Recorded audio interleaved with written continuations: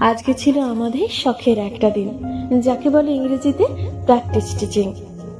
চাকরি না হয় নাইবা পেলাম, শখ তো পূরণ হলো। ক্লাসে ঢুকতেই ছাত্ররা সব বেশ দাঁড়িয়ে গেল।